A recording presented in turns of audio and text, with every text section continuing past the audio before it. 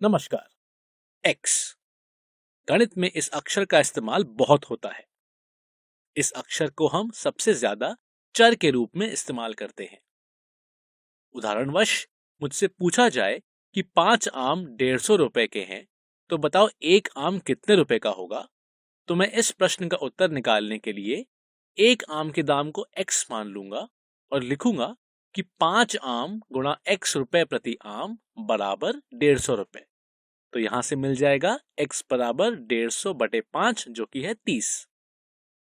इस सवाल को हल करने के लिए x का इस्तेमाल हमने उस संख्या के लिए किया जिसके बारे में हम जानते नहीं थे।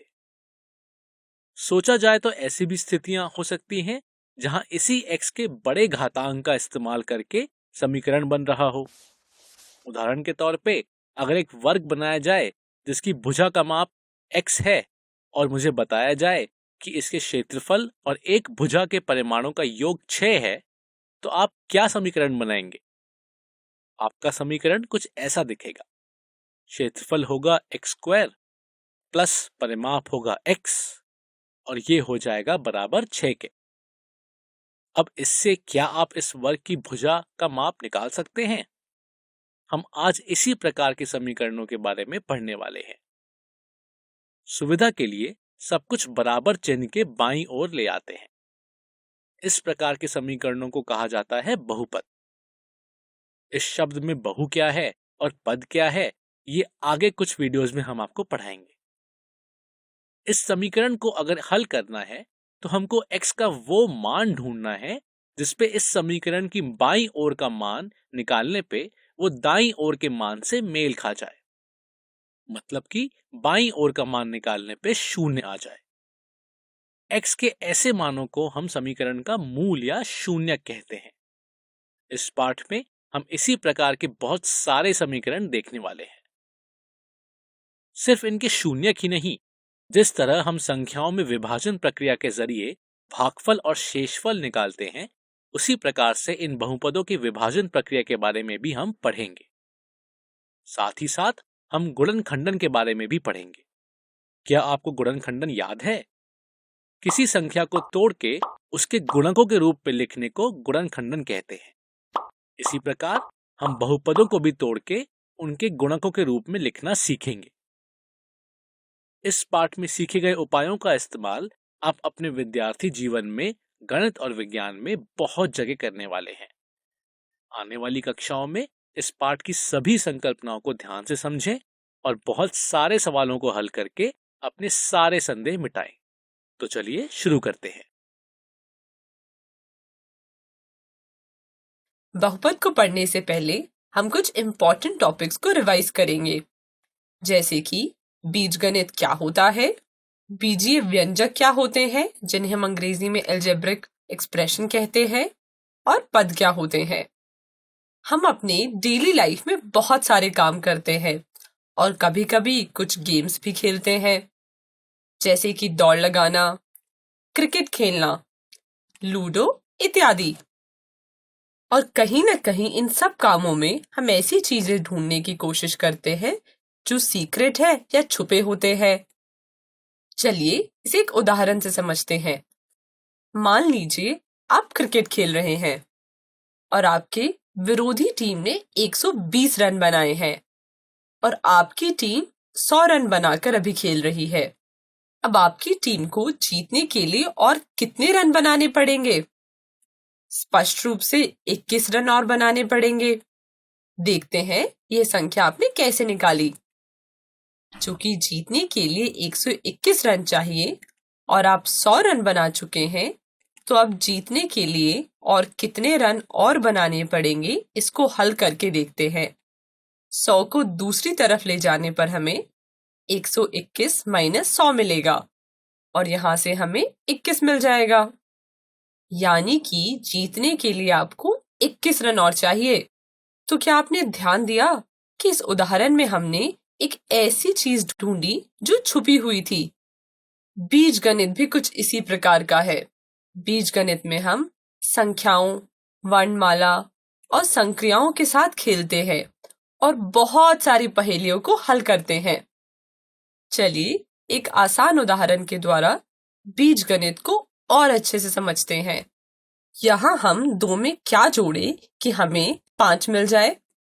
यहाँ हम आसानी से कह सकते हैं कि 2 में 3 जोड़ने पर 5 मिलेगा, यानी कि यहाँ बॉक्स में 3 आएगा। लेकिन बीजगणित में हम बॉक्स का यूज नहीं करते हैं, क्योंकि बार बार बॉक्स बनाना कन्वीनियंट नहीं होता है, मतलब उपयुक्त नहीं होता है। इसकी जगह हम अंग्रेजी के अक्षर का इस्तेमाल करते हैं, जिसमें ज्यादातर हम x का यूज करते हैं। यहाँ पर x का मतलब यह है कि हमें इसका मान ज्ञात करना है और x को अज्ञात या फिर चर कहते हैं।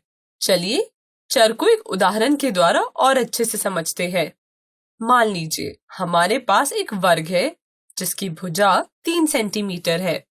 तो क्या आप बता सकते हैं कि इसका परिमाप क्या होगा? परिमाप, जिसे हम अंग्रेजी में पेरीमीटर भी कहते हैं। हमें पता है कि वर्ग का परिमाप उसकी चारों भुजाओं का योग होता है, और चूंकि यहाँ भुजा 3 सेंटीमीटर दी गई है, इसलिए परिमाप होगा 3 + 3 + 3 + 3 बराबर 12 सेंटीमीटर। चूंकि यहाँ 3 को 4 बार जोड़ा जा रहा है, इसलिए हम इसे 4 × 3 भी लिख सकते हैं। अब मान लीजिए वर्ग की भुजा 5 सेंटीमीटर है, तो इसका परिमाप क्या होगा? चूंकि भुजा 5 सेंटीमीटर है, इसलिए इसका परिमाप 4 × 5 बराबर 20 हो जाएगा। अब मान लीजिए हमने भुजा 10 सेंटीमीटर कर दी, तो इसका परिमाप 4 × 10 हो जाएगा।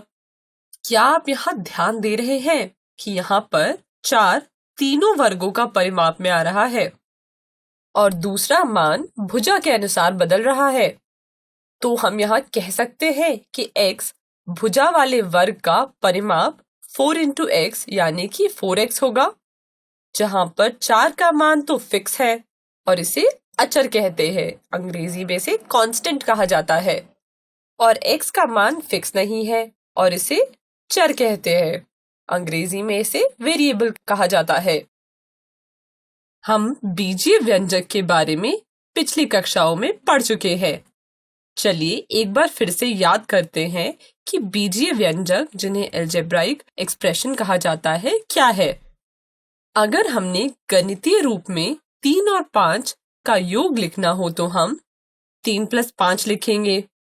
चूंकि यहाँ पर सिर्फ संख्याएं यूज हो रही हैं, तो हम इसे संख्यात्मक व्यंजक कहते हैं। अब अगर किसी एक संख्या और 5 का योग लिखना हो तो हम कैसे लिखेंगे? चूंकि हमें पता है कि यहाँ संख्या क्या है, तो हम इसकी जगह चर x ले सकते हैं। तो यहाँ पर इसका योग x + 5 हो जाएगा। चूंकि यहाँ पर चर x है, इसलिए हम इसे बीजीय व्यंजक कहते हैं। अतः कोई भी गणितीय रूप में जिसमें हम एक चर का प्रयोग करते हैं, वह एक बीजीय व्यंजक होता है। मान लीजिए एक व्यंजक 2x + 5 है। क्या यह एक बीजीय व्यंजक है? जी हाँ, यह एक बीजीय व्यंजक है, क्योंकि इस व्यंजक में चर x है और 2 और 5, जिनका मान फिक्स है, अचर है। तो हम कह सकते हैं कि बीजीय व्यंजक अचर और चर का कॉम्बिनेशन होता है, और हम यहाँ कहते हैं 2 x का गुणांक है, जिसे हम अंग्रेजी में कोफिशिएंट भी कहते हैं। इसी प्रकार व्यंजक x² + 1 में x² का गुणांक 1 है। क्या आपको याद है कि बीजीय व्यंजक में पद क्या होते हैं? चलिए एक उदाहरण के द्वारा पद को समझते हैं। मान लीजिए कि 4x + 5 एक व्यंजक है। इस व्यंजक को बनाने के लिए सबसे पहले 4x को 4 और x को गुणा करके लिखा गया। उसके बाद उसमें 5 को जोड़ा गया है। तो इस प्रकार यह व्यंजक अलग अलग भाग से मिलकर बना है, और इन भागों को ही पद कहते हैं। अंग्रेजी में इन्हें टर्म्स कहा जाता है। अब चलिए देखते हैं कि पदों की संख्या को कैसे गिनते हैं। अब ये बताइए कि अचर बहुपद 4 में कितने पद है? यहाँ पर हम देख सकते हैं कि इसमें केवल एक ही पद है। इसी प्रकार हम कह सकते हैं कि चर x में भी एक ही पद है। पहले चलिए देखते हैं कि 4x में कितने पद है। यहाँ पर 4 और x एक दूसरे से गुना हो रहे हैं, तो क्या इसका मतलब यह है कि 4 और x दो अलग अलग पद है? नहीं, यह केवल एक ही पद है। इसका मतलब गुणन पदों को अलग अलग नहीं करते हैं। अब 4/x को ले लेते हैं। यहाँ पर हम देख सकते हैं कि एक पद को दूसरे पद से भाग दिया जा रहा है, लेकिन एक साथ यह एक ही पद बना रहा है। तब यहाँ से भी हम यह निष्कर्ष निकाल सकते हैं कि जब दो पदों को गुणा या भाग किया जाता है तो इसे एक ही पद माना जाता है। इसका मतलब यह है कि गुणा और भाग के कारण पदों को अलग अलग नहीं गिना जाता है। चलिए अब एक व्यंजक x+7 और दूसरा व्यंजक x-7 ले लेते हैं। यहाँ पर दोनों ही व्यंजकों में दो भाग करते हैं और ये दोनों भाग एक दूसरे से क्रमशः जोड़ और घटाव से मिलकर बन रखे हैं। यहाँ पर दोनों ही व्यंजकों में दो भाग हैं और ये दोनों भाग एक दूसरे से क्रमशः जोड़ और घटाव से मिलकर बने हैं। दोनों ही व्यंजकों में पदों की संख्या 2 है, तो यहाँ से यह निष्कर्ष निकाला कि जोड़ और घटाने में पदों को अलग कर देते हैं। चलिए अब इस व्यंजक में आप बताइए कि पदों की संख्या कितनी है। वीडियो को रोकें और इस प्रश्न का चर्चा अपने दोस्तों से करें। चलिए अब इसका उत्तर देखते हैं। हमें पता है कि प्लस और माइनस पदों को अलग करते हैं और गुणा और भाग पदों को अलग नहीं करते हैं। तो यहाँ पर प्लस और माइनस पदों को अलग करेंगे, तो इस प्रकार हमें यहाँ पर 4 पद मिल जाएंगे। चलिए अब आप इस सवाल को नोट कर लें और इसे घर पर करने का प्रयास करें। चलिए अब आगे बढ़ते हैं और ये याद रखें कि प्लस और माइनस पदों को अलग करते हैं और गुणा और भाग पदों को अलग नहीं करते हैं। चूंकि हम बीजीय व्यंजक के बारे में जानते हैं, तो चलिए कुछ खास प्रकार के बीजीय व्यंजक के बारे में पढ़ते हैं, जिन्हें बहुपद कहा जाता है। अंग्रेजी में इन्हें पॉलिनोमियल्स कहा जाता है। चलिए पहले देखते हैं कि बहुपद का मतलब क्या होता है। बहुपद 2 शब्दों से मिलकर बना है, बहु और पद। बहु का मतलब है एक से अधिक और पद का मतलब है पद। तो बहुपद का मतलब है एक से अधिक पद। लेकिन हम कब बोलेंगे कि कोई व्यंजक बहुपद है?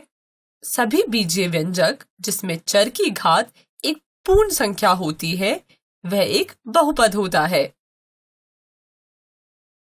चलिए इसे एक उदाहरण के माध्यम से समझते हैं।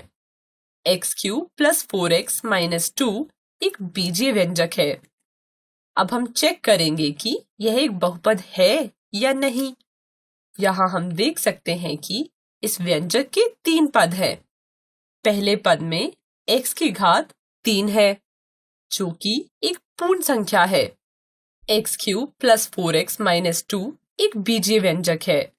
अब हम चेक करेंगे कि यह एक बहुपद है या नहीं। यहाँ हम देख सकते हैं कि इस व्यंजक के 3 पद हैं। पहले पद में x की घात 3 है, जो कि एक पूर्ण संख्या है। दूसरे पद में x की घात में कुछ नहीं लिखा है और हमें पता है कि इसका मतलब है कि x की घात 1 है, जो कि एक पूर्ण संख्या है। और चूंकि तीसरे पद में चर x नहीं है, यानी कि 2 एक अचर पद है, तो हम इसे लिख सकते हैं 2 × x, जिसका घात 0 लिखेंगे। और हम जानते हैं कि किसी का भी घात जब 0 होता है तो वह 1 हो जाता है। तो यहाँ से हम x की घात 0 मिल जाएगी, जो कि एक पूर्ण संख्या है। यहाँ व्यंजक में तीनों पदों में x की घात पूर्ण संख्या है, तो हम कह सकते हैं कि यह एक बहुपद है। और यहाँ ध्यान दीजिए कि इस व्यंजक में केवल एक ही चर यूज हो रहा है जो x है, इसलिए हम इसे एक चर वाले बहुपद कहेंगे। अंग्रेजी में इसे पॉलिनोमियल इन वन वेरिएबल कहेंगे। और बहुपद में चर x में है तो हम उसे px या qx या rx से भी दर्शा सकते हैं। उदाहरण के लिए इन सभी बहुपदों को हम px, qx, ry और su लिखकर भी दर्शा सकते हैं। चलिए अब आप कुछ व्यंजकों को चेक करिए और बताइए कि यह बहुपद में है या नहीं। इनमें से कौन कौन से एक चर वाले बहुपद हैं? वीडियो को पॉज करें और इन प्रश्नों का उत्तर अपनी कॉपी में लिखें। समय समाप्त। चलिए अब इसका उत्तर देखते हैं। चलिए पहला व्यंजक चेक करते हैं। यहाँ हम देख सकते हैं कि केवल एक ही चर y यूज हो रहा है और पहले पद में y की घात 2 है जो एक पूर्ण संख्या है और दूसरे पद में y की घात 1 है जो कि एक पूर्ण संख्या है, तो यह एक चर वाला बहुपद होगा। अब दूसरा व्यंजक चेक करते हैं। पहले पद में x की घात 1 है जो एक पूर्ण संख्या है, लेकिन दूसरे भाग में x भाग में है और हम उसे x-1 भी लिख सकते हैं और -1 एक पूर्ण संख्या नहीं है, इसलिए यह एक बहुपद नहीं होगा। अब तीसरा व्यंजक चेक करते हैं। पहले पद में वर्गमूल लिखा है, इसका मतलब x की घात हाफ है और हाफ पूर्ण संख्या नहीं है, इसलिए यह एक बहुपद नहीं होगा। अब चौथा भाग चेक करते हैं। क्या आप बता सकते हैं कि यहाँ कितने चर हैं? पहले पद में चर t है और दूसरे पद में चर y है, यानी कि यहाँ दो अलग अलग चर है, इसलिए यह एक चर वाला बहुपद नहीं है। अब इन सवालों को नोट कीजिए और इन सवालों का हल घर पे निकालने का प्रयास कीजिए। चलिए अब ये बताइए, क्या px बराबर 2 एक बहुपद है? जी हाँ, यह एक बहुपद है और इसे हम अचर बहुपद कहते हैं क्योंकि इसका मान फिक्स है।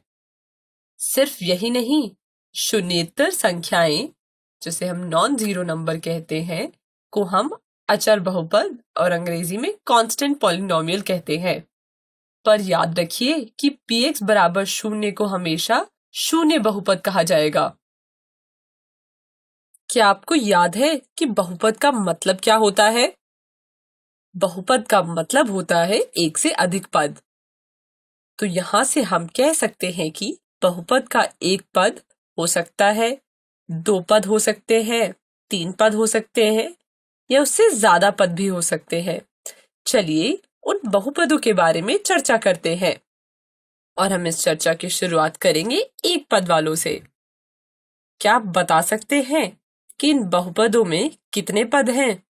यहाँ हम देख सकते हैं कि इन चारों बहुपदों में एक पद है और ऐसे बहुपदों को एक पदी कहते हैं। अंग्रेजी में इसे मोनोमियल कहा जाता है। मोनो जिसे हमने हिंदी में एक पद बोला, उसका मतलब होता है एक। अब इन बहुपदों को देखिए और बताइए कि इनमें कितने पद हैं। px में x और 1 2 पद है और इसी प्रकार qx, ry, tu में भी 2 पद है, तो इनको कहते हैं द्विपद। द्वि का मतलब होता है 2। अब ये बताइए कि इन सभी बहुपदों में कितने पद हैं? यहाँ हम देख सकते हैं कि इन सब बहुपदों में 3 पद है और इसे हम त्रिपद कहते हैं। त्रि का मतलब है 3। तो यहाँ से हम कह सकते हैं कि बहुपद जिनमें एक पद होते हैं उनको एक पदी और अंग्रेजी में मोनोमियल्स कहा जाता है। बहुपद जिनमें 2 पद होते हैं उनको द्विपद या बाइनोमियल्स कहा जाता है और बहुपद जिनके 3 पद होते हैं उनको त्रिपद या अंग्रेजी में ट्राइनोमियल्स कहा जाता है। और वो सभी बहुपद जिनमें 3 से ज्यादा पद होते हैं उच्च पद वाले बहुपद कहलाते हैं। और अंग्रेजी में इन्हें हायर टर्म्स पॉलिनोमियल्स कहा जाता है। इसमें कोई संदेह हो तो हाथ उठाकर अपने टीचर से पूछ लें। चलिए अब एक गेम खेलते हैं और बहुपद के प्रकार को और अच्छे से समझते हैं। राहुल और रिंकी दोनों इस गेम को खेल रहे हैं। इनके पास एक टोकरी है जिसमें बहुत सारे बहुपद रखे हुए हैं। अब इन्हें इस टोकरी में से एक एक करके बहुपद को चुनना है और बताना है कि निकाला गया बहुपद एक पदी है या द्विपद या त्रिपद है। अब दोनों ने एक एक करके बहुपदों को निकालना शुरू किया और एक लिस्ट बना दी। यह रिंकी और राहुल द्वारा बनाई गई लिस्ट है। चलिए देखते हैं कि इसमें से कितने सही जवाब है। पहले बहुपद में दो पद है, √2 और 6x², अतः यह एक द्विपद है। अतः यह रिंकी का जवाब सही है। दूसरे पद में 3 पद है, इसलिए यह एक त्रिपद है। तो यहाँ रिंकी और राहुल दोनों का जवाब सही है। तीसरे बहुपद में हमें -6/7 दिया गया है, जो कि एक पदी है, इसलिए यहाँ राहुल का जवाब सही है। चौथे बहुपद में हम देख सकते हैं कि 3 पद है, इसलिए ये एक त्रिपद है। तो अब यहाँ राहुल का जवाब सही है। आखिरी बहुपद HY में केवल एक ही पद है, इसलिए यह एक पदी है, इसलिए यहाँ राहुल का जवाब सही है। रिंकी के 2 जवाब सही है और राहुल के 4 जवाब सही है, इसलिए राहुल यहाँ पर विजेता है। अब हम बहुपद को अच्छे से जानते हैं और हम यह भी बता सकते हैं कि वह एक पदी है या द्विपद है या त्रिपद है। अब हम एक उदाहरण की सहायता से एक इम्पॉर्टेंट कॉन्सेप्ट को समझेंगे। अब इस बहुपद को ध्यान से देखिए और पहले बताइए कि इसमें कितने पद हैं। हम यहाँ देख सकते हैं कि PX में कुल 4 पद है। अब ये बताइए कि चारों पदों में x की घात सबसे ज्यादा किसमें है। पहले पद में x की घात 7 है और दूसरे पद में x की घात 6 है और तीसरे पद में x की घात 1 है और चौथे पद में चूंकि अचर है तो इसे 9 × x⁻0 लिख सकते हैं और यहाँ x की घात 0 हो जाएगी। तो यहाँ हम देख सकते हैं कि x की अधिकतम घात 7 है और इसी अधिकतम घात को हम बहुपद की घात कहते हैं। तो हम यहाँ से कह सकते हैं कि अगर हमने बहुपद की घात ढूंढनी है तो हमें चर की अधिकतम घात को चेक करना पड़ेगा। चलिए अब एक अचर बहुपद लेते हैं PX = 2। क्या आप इस बहुपद का डिग्री, जिसे हम घात भी कहते हैं, बता सकते हैं?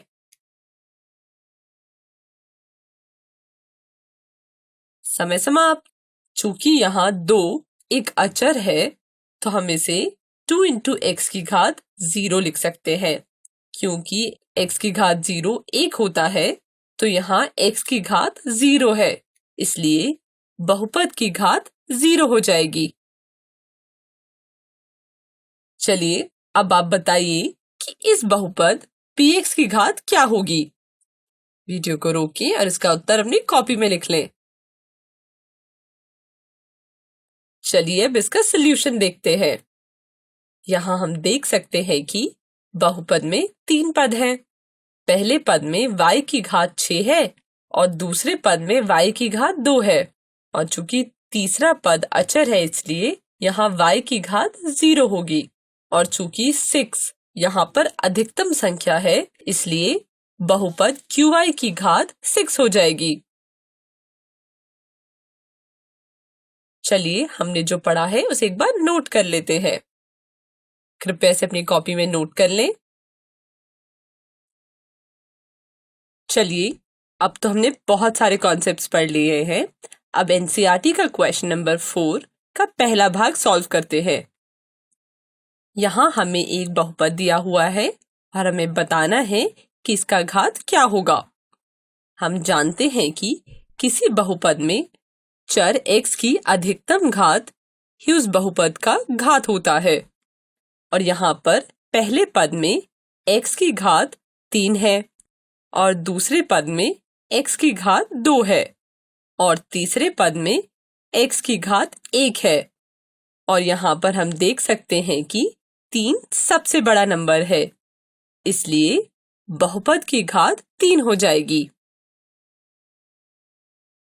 अब इसी क्वेश्चन का तीसरा भाग सॉल्व करते हैं।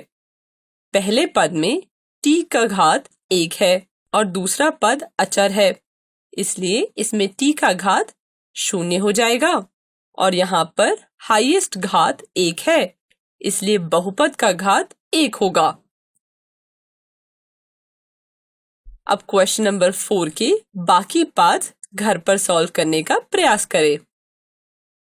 हम जानते हैं कि बहुपद की घात कोई भी परिमित संख्या हो सकती है, जिसे हम निश्चित संख्या भी कहते हैं, जैसे कि 0, 1, 2, 3 इत्यादि।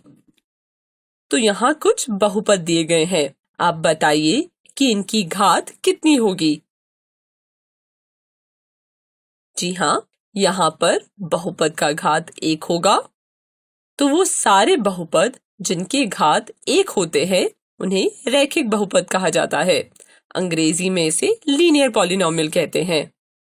और क्या आपने ध्यान दिया कि इन बहुपद में या तो एक पद है या 2 पद है। लेकिन ऐसा क्यों है? तो क्या आप ऐसे किसी रैखिक बहुपद के बारे में सोच सकते हैं जिनमें 3 पद है या उससे ज्यादा पद हो? आपको ऐसा कोई रैखिक बहुपद नहीं मिलेगा जिसमें 2 से ज्यादा पद हो, क्योंकि मान लीजिए आपने ऐसा कोई बहुपद चूज किया। आप बोलेंगे कि इस बहुपद का घात तो 1 है और पदों की संख्या 3 है, लेकिन तब आप गलत होंगे। आप देख सकते हैं कि हम 3x और 9x को तो आपस में जोड़ सकते हैं, तो यह 12x + 2 बन जाएगा। अब बताइए, क्या इस बहुपद में 3 पद हैं? नहीं, इस बहुपद में तो सिर्फ 2 ही पद है। तो हम यहाँ से यह निष्कर्ष निकाल सकते हैं कि एक रैखिक बहुपद में अधिक से अधिक 2 पद हो सकते हैं और इसको हम व्यापक रूप में ax + b लिख सकते हैं, जहां x एक चर है और a और b अचर है और a 0 के बराबर नहीं है। यहाँ हमने गैर शून्य क्यों लिखा, आप सोच सकते हैं। ऐसा इसलिए है क्योंकि अगर हम a को 0 ले लेंगे तो यह बहुपद b के बराबर हो जाएगा, जो कि एक अचर बहुपद है और इसकी घात 0 होती है, इसलिए यहाँ a गैर शून्य होगा। तो एक बात देख लेते हैं कि हमने अभी तक क्या क्या पढ़ा। हमने पढ़ा कि रैखिक बहुपद का घात 1 होता है और इसका व्यापक रूप ax + b होता है, जहां a और b अचर है और a गैर शून्य है। इसको आप अपनी कॉपी में लिख लें। चलिए अब इन बहुपद को ऑब्जर्व कीजिए और बताइए कि इनकी घात कितनी है। वीडियो को पॉज करें और इस प्रश्न का उत्तर अपनी कॉपी में लिखें।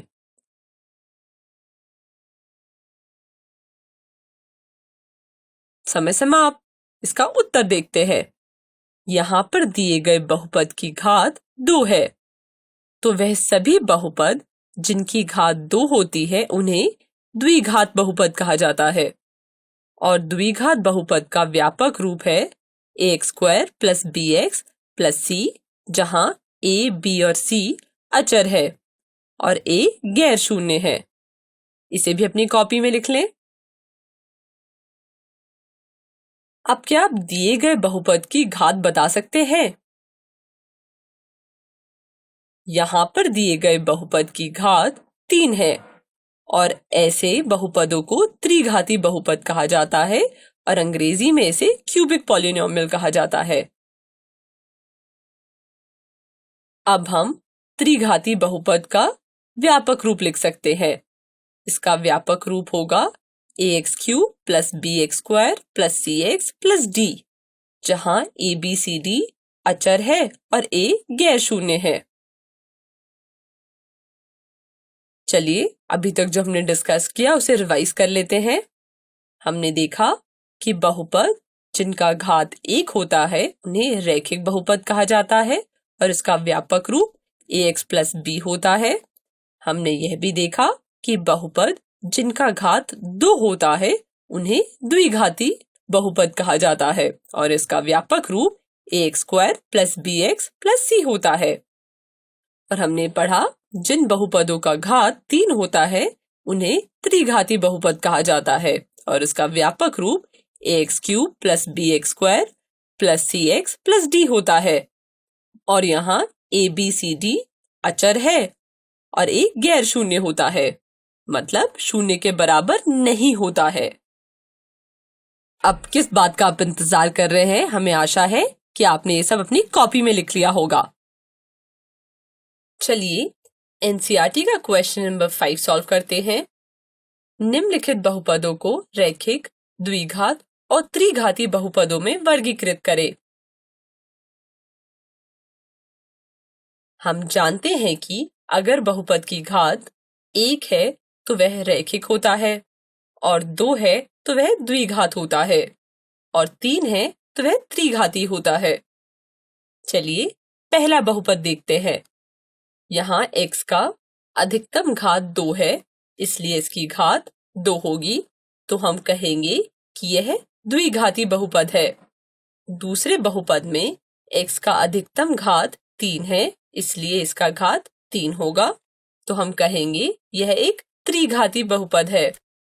इसी प्रकार बाकी पार्ट्स को भी सॉल्व करके देखें और पता लगाएं कि वह कौन सा प्रकार का बहुपद है। वीडियो को रोकें और इसे सॉल्व करें। चलिए अब इसका उत्तर देखते हैं। तीसरे बहुपद में y का अधिकतम घात 2 है, इसलिए इसका घात भी 2 होगा, तो हम कहेंगे कि यह द्विघात बहुपद है। और चौथे बहुपद का घात 1 है, इसलिए यह एक रैखिक बहुपद है। अब इसे अपनी कॉपी में नोट कर लें।